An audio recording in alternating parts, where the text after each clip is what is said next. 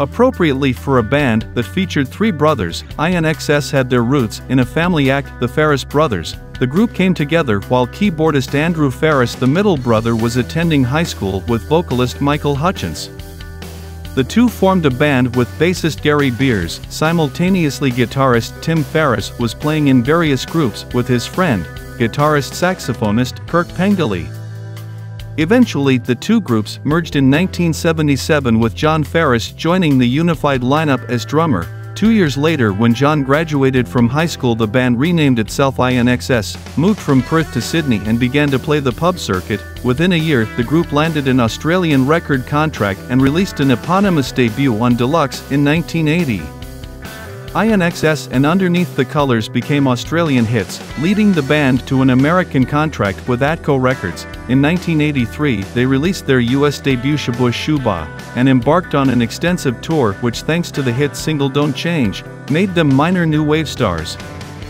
For their next album, INXS recorded a few sessions with producer Nile Rodgers, which resulted in the sleek, funky original synth. The first inclination that the band was making a move toward a fusion of Stonesy rock and dance music.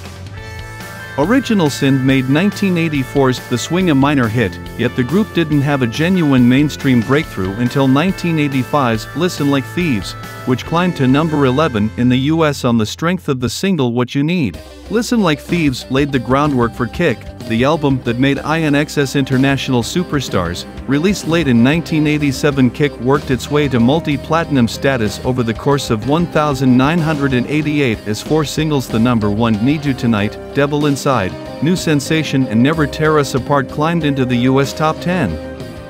In the wake of the album's success, Hutchence was hailed in some quarters as the heir to Jagger's throne, and the group was considered to rival U2 in terms of international popularity. However, such success went to the group's head. Hutchence released the experimental side project Max Q in early 1990, and the record tanked.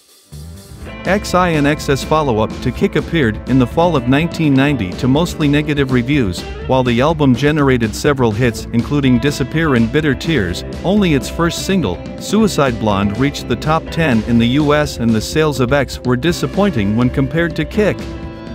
X hurt INXS momentum considerably, although the group was still quite popular on its accompanying tour. The 1991 live album Live Baby Live was recorded at Wembley Stadium, the second largest stadium in Europe.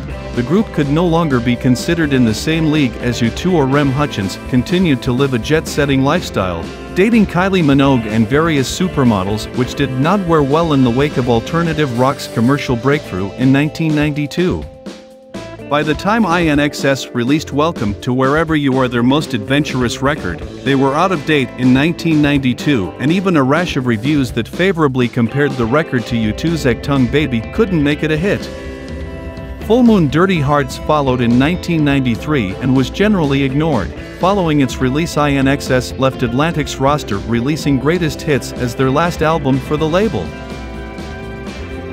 INXS signed with Polygram in 1994, yet it took them 3 years to release a new album. During that time, Hutchence was involved in several tabloid scandals, most notably his love affair with British TV personality Paula Yates, and he hinted that he was recording a solo album.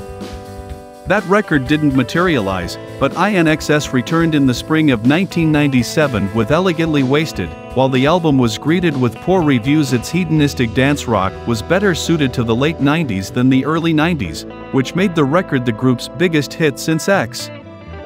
On November 22 of that year, Hutchence was found dead in his Sydney hotel room, the victim of an apparent hanging. His long-in-the-works solo debut was posthumously issued in late 1999. Terence Trent D'Arby took the frontman role for an abbreviated set at the opening of Sydney Stadium, Australia in 1999, and John Stevens filled the spot for occasional gigs that took place through the end of 2003. The latter singer eventually left to pursue a solo career. INXS remained quiet throughout the following year, but in 2005 they teamed up with reality show maverick Mark Burnett to launch Rockstar INXS, a global TV show that aimed to find a permanent replacement for Hutchence. The winner was J.D. Fortune, a former Elvis impersonator from Canada. Fortune joined INXS, sang on their 2005 album Switch, and participated in the accompanying world tour. Switch only charted well in Fortune's native Canada, though his cocaine habit drove a wedge between Fortune and his bandmates as the tour wound down.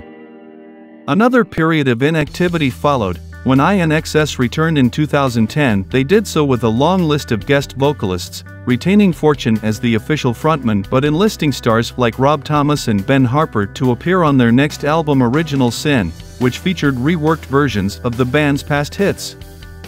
Released in November of 2010, it charted just outside the top 40 in Australia. The band played often during the subsequent 2 years, but at the end of 2012 announced that they weren't going to tour anymore.